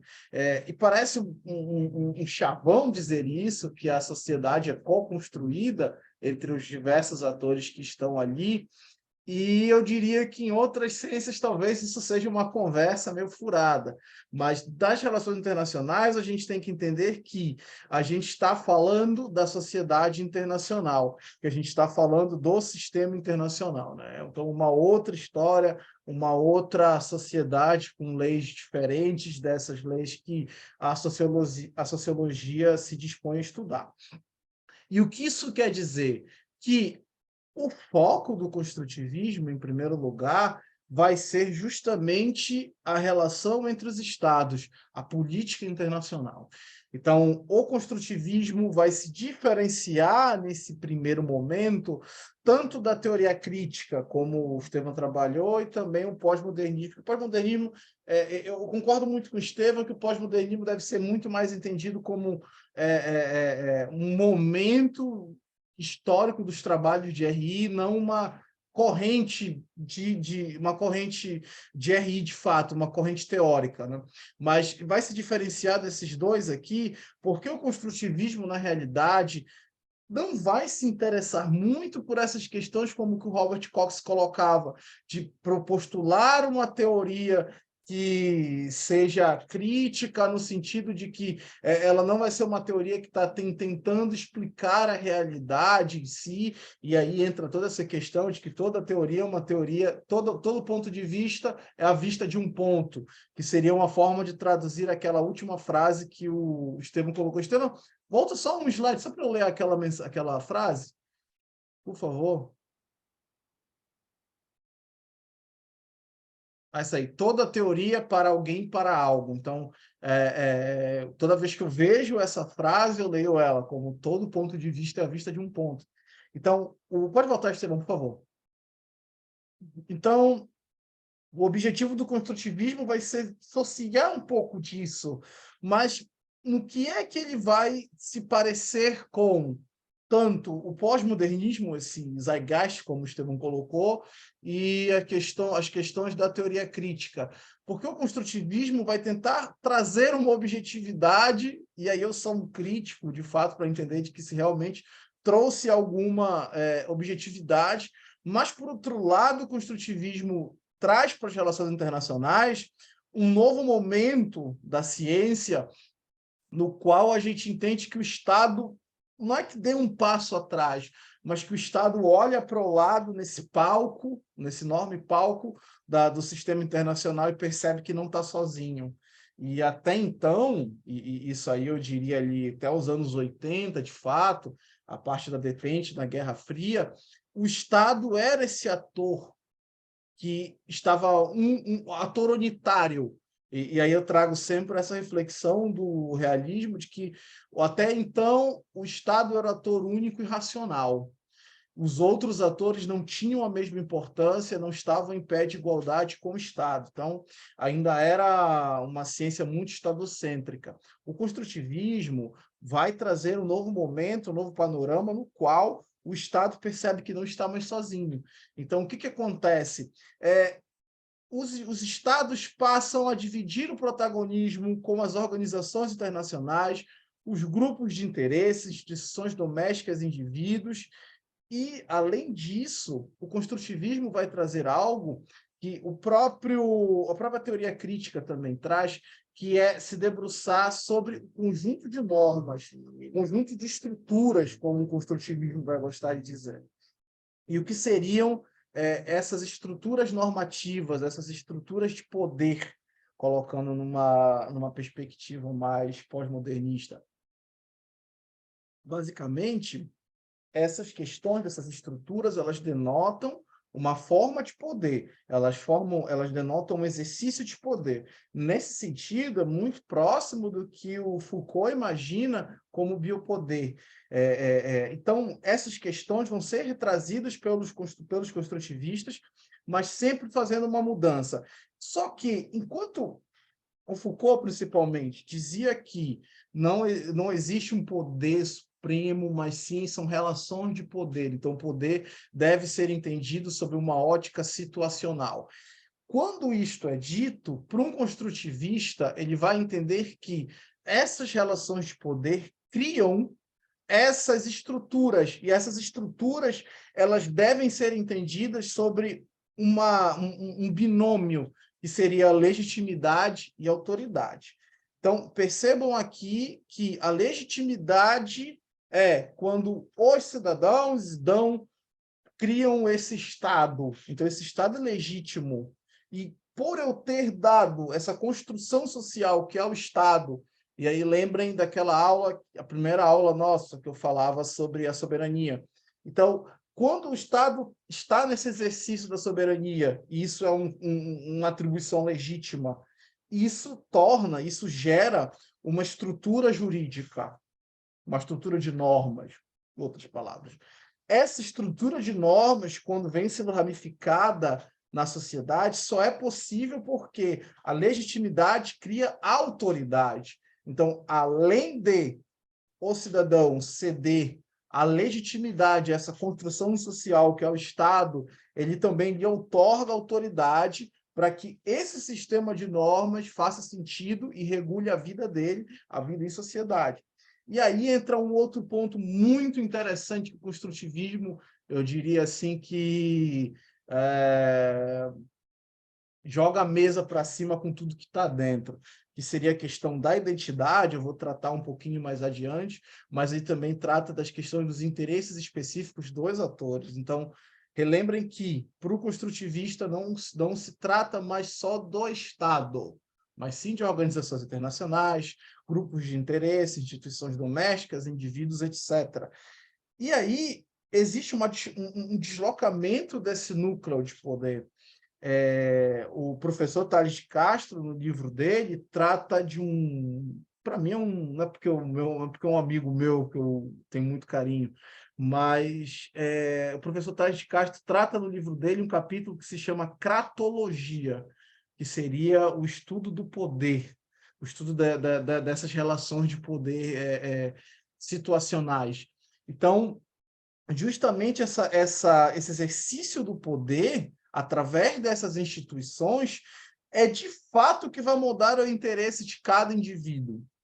E agora tem uma questão: o Estado é o ator mais importante das RI e o construtivismo acredita nisso. Só que percebam vocês que o Estado pode se sentir acuado quando existem outros atores que tentam performar um papel que é similar ao dele. Então, ele não vai assistir incólume a tudo isso que está acontecendo. Então, aí existem essas questões de identidades. Então, essa identidade dentro do panorama construtivista nada mais é do que os papéis que cada ator desenvolve no sistema internacional. Então, percebam vocês que, quando a gente tratou semana passada com a Thaís de realismo, liberalismo, nós só fomos falar de organizações internacionais quando a gente foi pegar uma parte do liberalismo, uma parte do globalismo, marxismo, mas até então, a própria visão que nós tínhamos das organizações internacionais era uma visão essencialmente estadocêntrica, era uma visão das organizações internacionais com base no Estado. Mas agora o construtivista vai dizer que tudo conta. Não é só o Estado, não é só a organização internacional sobre o Estado. E na frente eu vou dar um pouco mais de como até os indivíduos moldam a sociedade internacional e ali acho que a minha consideração vai ser um pouquinho alarmista enquanto acadêmico de RI, mas eu acho que é uma linha de raciocínio bem interessante. Estevão, por favor, cara. Então, aqui a gente vai mais ou menos mostrar para vocês onde é que o construtivismo se encontra aí no meio desse caldo, né, que a gente estava falando aqui. Então, a gente tem essas três grandes fontes, né, essas três grandes paradigmas de RI, o marxismo / globalismo, o realismo e o idealismo. Então, o marxismo em si vai ser, eu diria assim, que acaba sendo a fonte onde a maioria dessas teorias vai beber, né? O estudo de Robert Cox, ele é um neomarxista em si, dentro do estudo de ciência política dele, ele é considerado neomarxista. E aí também tem um outro autor que se chama Immanuel Wallerstein, e o Immanuel Wallerstein tem a teoria do sistema mundo. A teoria do sistema mundo é muito parecida com a teoria cepalina da economia, do Pareto, enfim, até mesmo do Fernando Henrique Cardoso. Então, é uma teoria também marxista. Então, todas essas questões, tanto a dependência do Cox quanto o sistema mundo do Immanuel Wallerstein se reportam ao marxismo, e a teoria crítica desce ali, né, porque acaba sendo também muito influenciada pela Escola de Frankfurt. E, enfim, o construtivismo vai estar lá embaixo, e percebam vocês aqui que nesse quadro, que inclusive está no livro do Jackson Sorensen, que está na nossa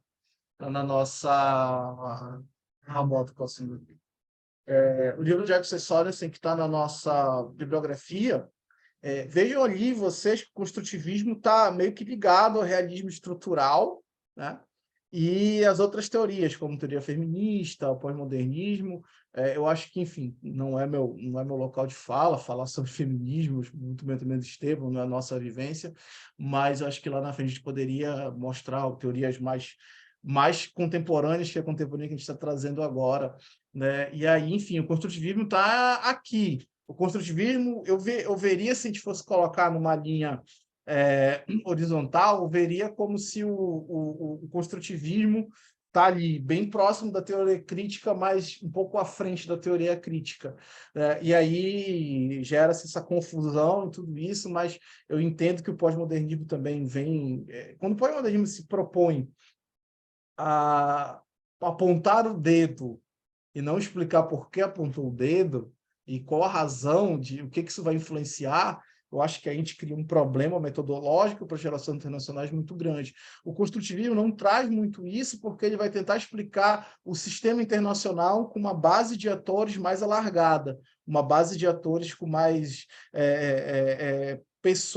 com mais desenvolvedores de papéis ali, né? Cada um desenvolvendo uma prática e uma performance diferente no sistema internacional. Mas, basicamente, é só para que a gente veja onde é que o construtivismo está caminhando. Estevão, por favor. Cara. Então, enfim, eu também gosto de ver o construtivismo como a dimensão social em RI. Então, o construtivismo, embora entenda que existe outros atores além do Estado e eles importam, sempre vai trabalhar, eu acho que numa base muito realista, que é um cálculo de custo-benefício. E o que isso quer dizer? Custo-benefício para o Estado vai ser sempre aquilo que vai de encontro à sua identidade. Então, o Estado é o Estado e não os cidadãos, o Estado é o Estado e não o governo, o Estado é o Estado e não uma organização internacional. O que isso quer dizer em outras palavras? Vejam vocês agora esse encontro do Putin com Xi Jinping na China. Eu sei que, enfim, a própria conformação dos estados, os governos estados se confundem muito quando o assunto é China e Rússia. Mas percebam vocês que, na realidade, é um cálculo que é feito pelos russos e pelos chineses. Qual é o impacto de a China literalmente dizer: Putin, estamos com você? E qual é o impacto para o Putin de receber da China que, olha, você está com a gente, nós somos 2 membros do Conselho de Segurança da ONU, vamos rir da cara do TPI, isso aqui não funciona, então vamos propor uma ordem mundial. Isso é um cálculo. E para o construtivista, vai interessar muito mais por que eles estão fazendo isso e como isso vai influenciar no sistema internacional. E vai tentar desvendar esse cálculo. Por que isso não é algo essencialmente realista? Porque aqui não está sendo jogada nessa equação a questão única e exclusivamente do poder bélico.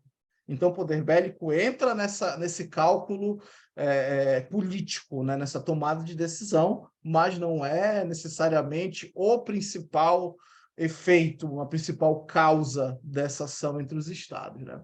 E aí, enfim, né, como eu já tinha dito, essa questão de tentar trabalhar as relações entre os atores gera uma dimensão social, e isso vai ser influenciado também na política internacional. E aí eu gostaria agora de fazer uma provocação que eu tinha visto numa palestra na época da pandemia. Os eventos eram 100% online, e aí assisti uma palestra de um professor, e ele dizia o seguinte: hoje, nas relações internacionais, quem é um ator mais importante? Angola ou Leonardo DiCaprio? Qual dos dois é um Estado? Qual dos dois é uma pessoa? Qual dos dois tem muito mais poder de influenciar a pauta internacional? O Leonardo DiCaprio. Parece incrível a gente dizer isso, mas percebam que essa é uma visão essencialmente construtivista, porque uma pessoa só, um ator muito influente, muito famoso, que milita em prol de várias causas, ele possui mais importância material, eu diria, no sentido de influenciar a pauta internacional, do que Angola, que é um Estado, tem direito a voto e assento nas Nações Unidas e em outras instituições internacionais. Então, percebam aí que essa é uma visão essencialmente construtivista. E um realista jamais faria isso, um liberal jamais faria isso. Aqui eu passo um pouquinho para trabalhar, eu diria que 3 autores construtivistas. O Ent, eu vou... Alguém falou alguma coisa? Sou eu, Amanda. Perdão. Oi. No caso, que você falou do exemplo do Leonardo DiCaprio, ele poderia ser usado como um soft power dos Estados Unidos? Olha, seria usado como soft power dos Estados Unidos. Na época do Trump, foi o pior soft power da história. Eu acho que... Eu diria assim, que é muito mais aqui um ponto que eu vou trabalhar adiante. É muito mais pautas do que ação de governo. Então, ele é uma pessoa, um ator do sistema internacional que milita muito mais por pautas. E essas pautas acabam influenciando a agenda internacional. Conseguiu entender, Amanda, mais ou menos o raciocínio? Beleza. Obrigada. Beleza. Alexander Wendt, que eu acho que é o maior construtivista em RI, trabalha o conceito de amizade e inimizade. Então, basicamente, vou explicar isso mais adiante, tem um slide sobre ele, mas essa questão de conceito de amizade e inimizade seria uma coisa bem psicológica aí, né? Eu encontrar traços de semelhança em um outro estado, em atuação, e ver que o ganho que eu vou ter com esse estado é maior do que eu me afastar dele. Então, vai ter sempre essa questão de que vai ter estados que são mais amigos, estados que são mais inimigos, e aí um tema ou outro, né? Vejam agora, né, o que a China se aproxima. A China, de fato, chegou no Oriente Médio, e eu acho que hoje é um player muito importante, que eles conseguiram algo que há algum tempo, enfim, a diplomacia de alguns outros países jamais imaginava, que era a aproximação entre Irã e Arábia Saudita. E, enfim, eu sempre digo que em relações internacionais, o que move as relações internacionais é dinheiro. Se o dinheiro fosse uma teoria de relações internacionais, eu seria dessa teoria, porque não importa se o governo vai contra os direitos humanos, se ele promove o bem-estar ambiental, se não, mas contando que entre um bom dinheiro, e a China tem isso de sobra. A China hoje oferece, além de com a verba, a China oferece um vasto sistema de pagamentos e recebimentos que corre a parte do dólar. Eu acho que a guerra Rússia e Ucrânia trouxe isso. A moeda chinesa hoje tem um valor muito importante, e a Rússia hoje já não sente tanto esses embargos econômicos, porque tem a China com dinheiro por trás, um sistema de pagamento que consegue sustentar. Então, eu imagino que isso pode ser Tendo expandido. utilizações de moedas locais, né? É, Em então, dólares. hoje o iene é uma das moedas que compõe a cesta de fundo de reserva do Brasil, que eu acho válido até.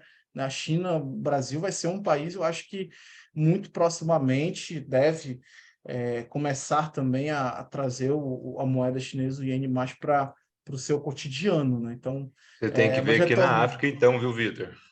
É verdade, cara, é verdade. Aqui na África, a China tomou conta. Já te adianto. Aqui em Belém também, cara. Muita empresa chinesa se instalou aqui no norte do país, cara. Mas, enfim, galera, então isso gera algumas reverberações para a soberania.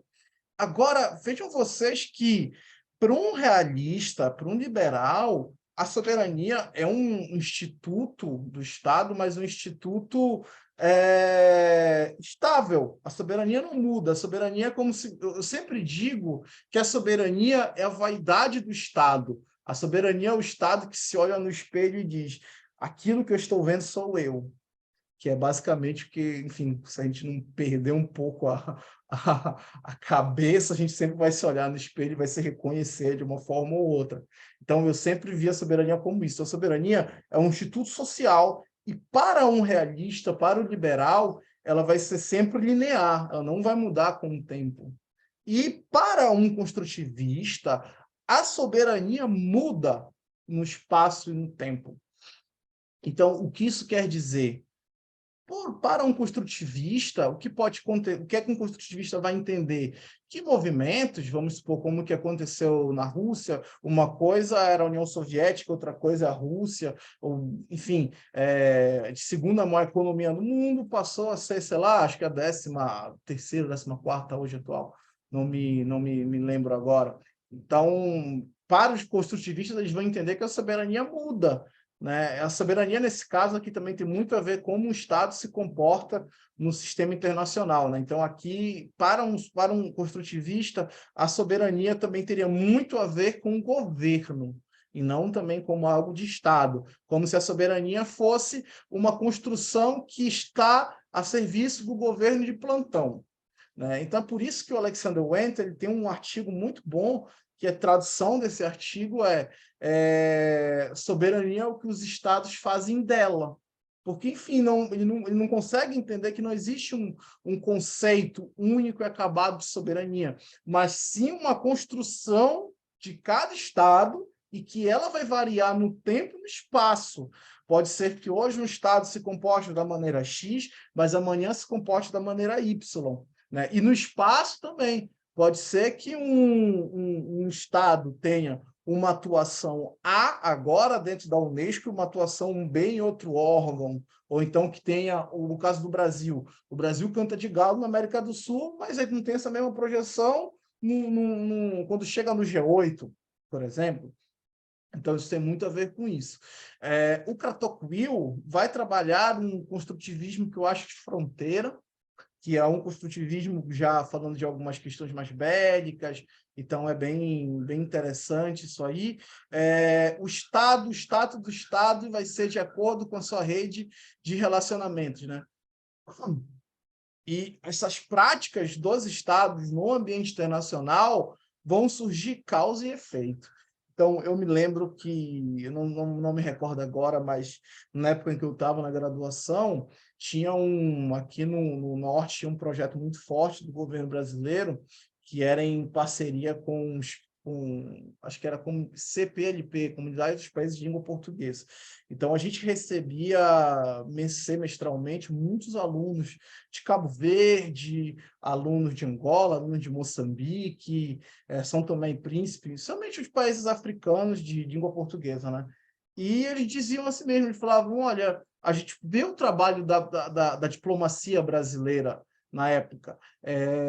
O Brasil, por muito tempo, foi responsável quase que 100% da parte tecnológica que era empregada na agricultura de Angola e Moçambique, por exemplo. E isso era um ponto bem interessante. Então, eles viam isso. Então, vejam só que nessa época eles conseguiam ver, a gente não tinha essa visão, mas eles, quando vinham ao Brasil e conversavam com a gente, viam. Então, a gente conseguia entender que existia uma rede de relacionamento. E aí eu acho que os pós-colonialistas vão retomar essa ideia e trabalhar muito mais quando forem falar da relação Sul-Sul, né? Que eu acho que, enfim, é um outro ponto. Eu acho que a gente pode discutir adiante, se a gente faz um momento extra para trabalhar dessas teorias aí que acabam tergiversando aí desse tema. E também nós temos o Thomas Hurt, que trabalha as normas internacionais, né? E as normas internacionais aqui, nesse caso, ele vai trabalhar muito, vai estar muito mais interessado em como os estados agem e como os estados colocam na sua ação os seus interesses para modificar as organizações internacionais, os tratados internacionais. Essa visão do Hurd é uma visão notadamente teoria crítica. Se a gente for pegar vamos supor, muito comum aqui na Universidade Federal, tinha um encontro que era um encontro de solidariedade aos povos, algo assim do tipo, e todo ano era convidado o cônsul da Venezuela. E o cônsul da Venezuela sempre criticava os embargos econômicos dos Estados Unidos à Venezuela. E aí a gente via alguns textos, né, sobretudo de americanos, que eram favoráveis a esses embargos, né? Então, percebam vocês aí que essa é uma noção muito construtivista. Como cada Estado tem uma visão diferente de um ponto do sistema internacional e como cada um desses Estados vai tentar valer a sua visão, né? Como a gente tem um estado muito bonito aqui no Pará e no norte, farinha pouca, meu pirão primeiro. Então, vale quem tem mais força, na realidade, quem tem esse poder de persuasão, quem tem esse poder de barganha. Eu gostaria de colocar dessa forma, né? Estevão, por favor, cara. Beleza. Então, eu diria que a grande questão do construtivismo vai estar ligada nessa questão de agente e estrutura. Então, percebam vocês que a estrutura vai ser a sociedade internacional, a política internacional, e os agentes vão ser, sei lá, desde Leonardo DiCaprio aos governos, às organizações internacionais, vão ser justamente esses agentes. Então, essa questão de agente estrutura vai ser o trabalho do construtivismo. Daí, essa ideia de que o construtivismo traz a visão social para o ambiente internacional. Então, é uma visão social para as relações internacionais, né? Então, para eles, os construtivistas vão dizer, olha, a gente só está retomando algo que vocês sempre fizeram, mas que vocês nunca prestaram atenção, que era a questão de agente estrutura. Percebam vocês que os construtivistas vão dizer o seguinte, olha, tanto os realistas quanto os pluralistas ou liberais tinham uma noção de que a finalidade daquela teoria, ou a explicação daquela teoria, era uma forma velada de trabalhar a questão agente-estrutura. Então, percebam vocês que a estrutura do realismo é o poder bélico, e para isso os agentes trabalhavam para acumulação de poder. Só que, para o realista, o agente principal da política internacional é o Estado, agente unitário e racional.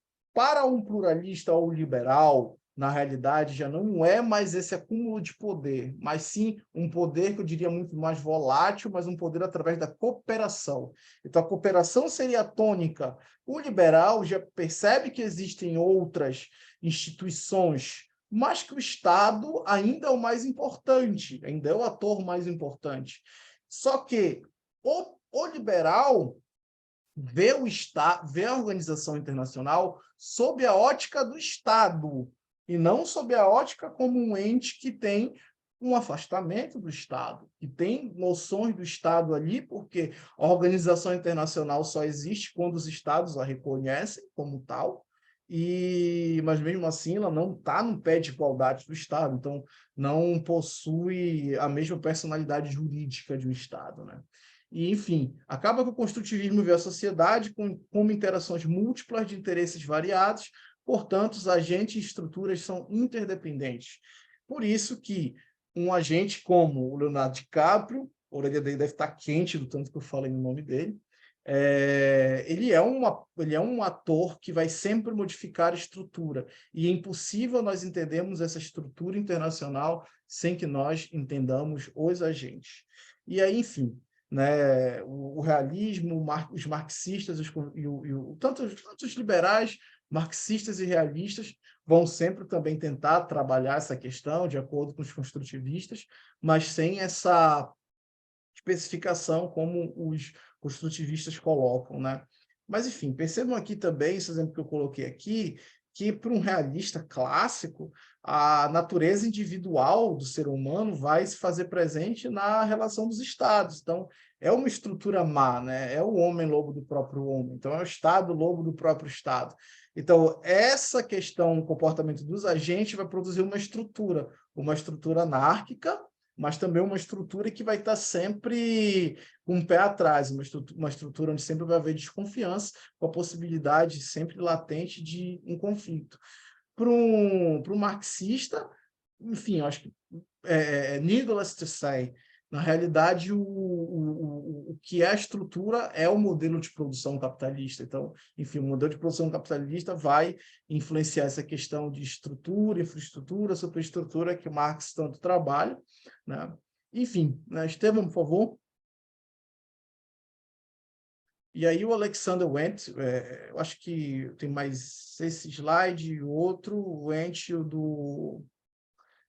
do Nicolas Onuf, vou passar bem rápido aqui, até porque eu acho que é só para exemplificar como o construtivismo em geral é bem amplo, tá? Mas, enfim, aqui para o Alexander Wendt, o Estado tem um poder muito importante que vai além dessa questão de reconhecimento de uma autoridade, de um poder, né, constituído através dos seus cidadãos. O Estado detém o poder do discurso. E o que isso quer dizer? Que o Estado dita o que é certo e o que é errado, em termos normativos. E essa é a grande característica da identidade do Estado. Então, o Estado possui um discurso que modifica a estrutura. Então, aqui começa a brincadeira de gente grande, porque começa a fazer entrada nas relações internacionais os estudos de análise do discurso. Então, aqui a gente trabalha, aqui a gente volta a ter aquela exemplificação que o Estevão trouxe lá no início de Saussure e muitos outros pensadores, né? Então, está tudo interligado, de certa forma. Então, o que acontece? Se um agente é violento, e esse agente é o Estado, e o Estado dito que é violento, que não é violento, vou dar um exemplo aqui. Na Rússia, para o governo, é muito comum que uma pessoa que seja detratora do governo pareça misteriosamente envenenada. É uma estrutura violenta, diríamos, né? Ainda bem que a gente não está na Rússia para falar isso. Mas, se essa estrutura é violenta, esses agentes também são violentos, porque eles são os que criam a estrutura. E essa criação da estrutura, para o Alexander Wendt, é o discurso. Então, para ele, isso não quer dizer que a estrutura deva ser tirada dos agentes. São agentes diferentes, fazem estruturas diferentes. São temas totalmente, diametralmente opostos, né? E anarquia, para ele, está sempre em função da norma. Anarquia também, para o Alexander Wendt, vai ser um termo que não é linear, tal como é para um realista, para um liberal. O que ele vai querer dizer com isso? Que o que é entendido por anarquia no sistema internacional, essa questão de não haver um Estado mais forte que o outro, vai estar muito mais ligado a uma cultura que foi internalizada a partir do grau de análise que a gente vê, a partir do nosso ponto de vista. Então, eu volto àquele ponto que eu disse. Existem vários níveis de análise nas relações internacionais construtivistas. Isso significa dizer que, por exemplo, o Brasil tem uma posição favorável, então tem uma troca de poder maior quando o Brasil repassa conhecimento tecnológico para Angola, para Moçambique. Mas o Brasil não tem esse mesmo poder quando ele tenta se propor a reformar o Conselho de Segurança da ONU, por exemplo. Então, percebam aqui que, para um construtivista, não se junta Lé com Cré. Uma coisa seria fazermos uma análise para entender como é que o Brasil possui relações bem favoráveis e até de uma certa relevância estrutural em relação a Moçambique e Angola, e como o Brasil perde essa influência quando tenta achar uma cadeirinha ali dentro do Conselho de Segurança da ONU, que é um sonho muito antigo, né, do Brasil. E, enfim, aqui vocês percebam que a anarquia também, para um construtivista, é algo bem relativo, não é uma questão ali, né? Mas, enfim, né? A proposta dele é entender a estrutura como um fenômeno social, né? Enfim, a partir dessa construção dos atores, pensando nessa estrutura anárquica sem enfraquecer os estados. Eu diria que essa é a grande preocupação do Alexander Wendt. Se eu pudesse encontrar ele um dia, eu perguntaria para ele o seguinte: professor, o senhor acredita muito na estrutura anárquica? É verdade? Não tem ninguém ouvindo aqui, me conte. Porque realmente a leitura dos artigos dele, dos livros dele, ele é irredutível em relação a entender que a estrutura do sistema internacional é anárquica, que é uma visão realista. Mas só que ele tenta ali encontrar um caminho para dizer é anárquico, mas não tem como ser construtivista e, ao mesmo tempo, não enfraquecer o Estado. Então, eu acho que aí, quando eu for falar da consideração final, eu acho que eu retomo um pouco isso, mas é uma proposta dele, né? Pensar uma estrutura anárquica sem que o Estado saia enfraquecido, né? E as identidades, né? Porque um Estado ou uma instituição vê um tal outro Estado ou uma organização como amigo e como não. O Brasil agora, recentemente, se não falha a memória, navios iranianos ligados ao IRGC atracaram aqui, não foi no Porto. Então, por que isso é considerado amigo e por que outro país não é, sabe? Então, seria uma questão mais ou menos ali. Seriam identidades, e aí percebam que essa seria uma questão que no governo passado não aconteceria, por exemplo, né? Mas, enfim, então seria uma questão para a gente conseguir pensar identidades, né? O que é amigo, o que é inimigo, o que é adversário, né? Então, e como essas relações são construídas, né? O construtivismo também tem muito disso, né? Enfim, tá bom. Pode passar do Nicolas Onufre agora. E agora, não, adiante, por favor, o próximo, por favor, Estevam. O próximo, por favor. 48. Esse aí, é o construtivismo oriental de Nicolas Onufre. Esse outro construtivismo de Nicolas Onufre é muito próximo do construtivismo do Kratochvil. Primeiro porque vai estar muito orientado à norma. Então, o trabalho do Nicolas Onufre vai ser muito mais interessado em mostrar como é a relação entre os estados e as organizações internacionais e como essa organização internacional produz um regime internacional. O que isso quer dizer, galera?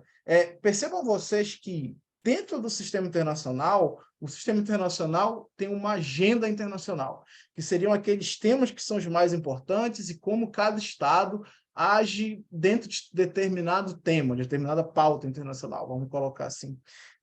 Por outro lado, tem Estados que propõem essa agenda, que propõem essa conversa, e tem Estados que dançam conforme a música. Isso é normal. E isso também é variável.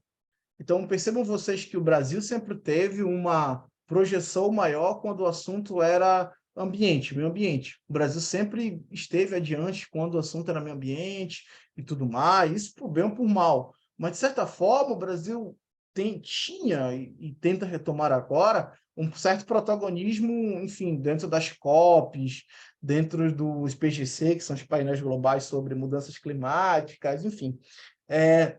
Então, dessa forma, para o Nicolas Onufre, o mais inteligente é como é que os estados vão atuar interagindo entre si dentro de organizações internacionais e como eles vão criar regras que seriam o regime internacional, que nada mais é do que como cada estado vai se portar dentro de algum tema. Vou dar um exemplo. Os estados que são mais ligados hoje, por exemplo, pela tarde, nós fizemos uma reunião com o pessoal da Câmara de Comércio Brasil-Israel. E uma das preocupações hoje das empresas israelenses e de Israel é justamente promover um crescimento econômico sustentável, mas um crescimento também que tem essa questão da pegada verde. Então, a gente estava conversando com os representantes da Câmara e eles diziam que hoje Israel tenta ter uma economia, eu até anotei aqui que eu achei muito interessante a expressão, a certificação de hidrogênio verde. Então, hoje, e muito proximamente, quando uma startup israelense mais voltada à indústria fosse instalar em um outro país, ou então que uma empresa de fora vinha se instalar em Israel, ela precisa ter agora essa certificação internacional de hidrogênio verde. E aí, enfim, como eu nunca fui muito bom em biologia e química, eu realmente não sei explicar mais além disso, porque eu só prestava atenção na aula de história e geografia e língua e redação. Mas, basicamente, era isso. Então, aqui vocês percebam que aqui a gente gera um padrão de comportamento. Então, imaginem que o caminho percorrido por um Estado até chegar ao ponto de se tornar uma política pública internacional desse Estado de que exijam a certificação de hidrogênio verde. Isso nada mais é do que um regime, porque isso está indicando como esse Estado atua, e eles vão ser irredutíveis em relação a isso, né? Então, essa é a grande questão do Nicolas Onuf, tentar mostrar como se dá a construção desse regime, né? Essa regulação, porque não é uma regulação, em outras palavras, né? E aí, enfim, né, o Estado vai ter algumas ações meio que automatizadas, né? Liberdade de escolher, reconhecer limites, seguir, quebrar, fazer, mudar, livrar-se desses regimes internacionais, né? E, enfim, né, basicamente são essas as grandes diferenças entre o Onuf e o Alexander Wade, que são, eu diria que são, juntos do Kratochwil e do Hurt, são os 4 grandes teóricos construtivistas.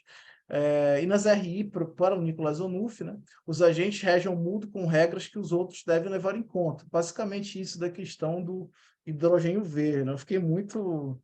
Isso ficou muito na minha cabeça, né? Porque eu acho que eu tive a mesma linha de raciocínio da Rosane, né? Que o hidrogênio é um gás incolor, né? Fiquei pensando assim, poxa, cara, vou pintar isso aí.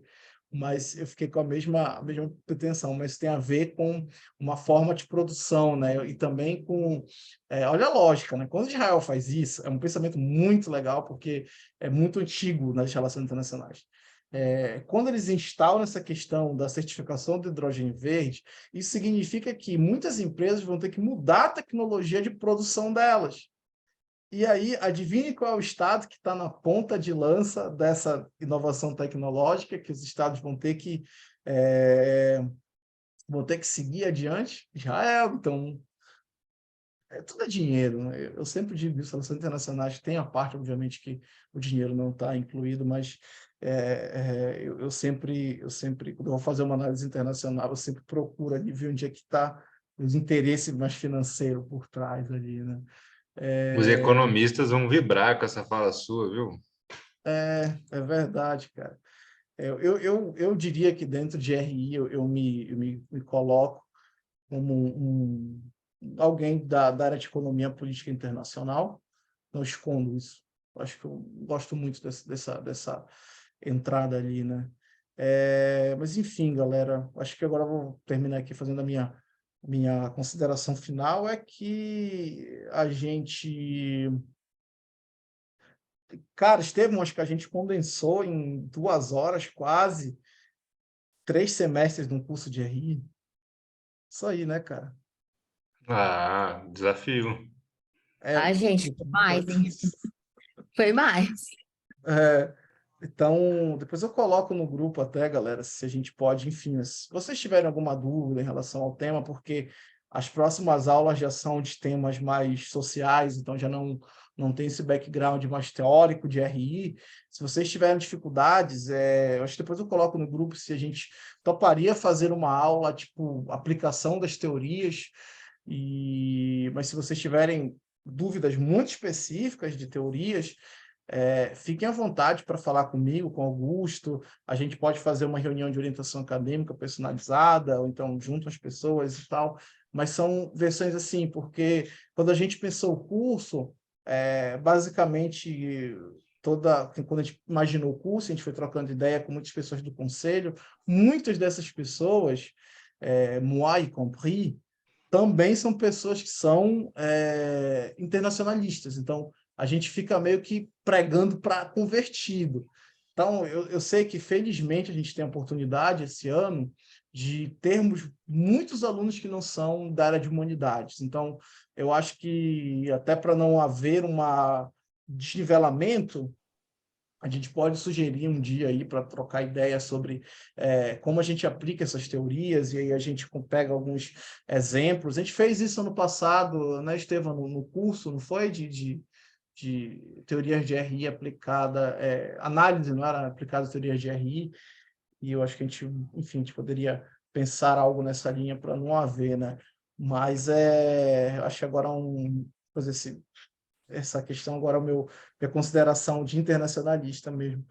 O pós-estruturalismo abriu a caixa de Pandora de RI, porque até então os realistas e os liberais ficavam um falando com o outro, um criticava o outro, aquilo outro. Mas quando chegou alguém para bater nos dois, realistas e liberais se uniram. Então, isso eu achei muito interessante na história das RI, sabe?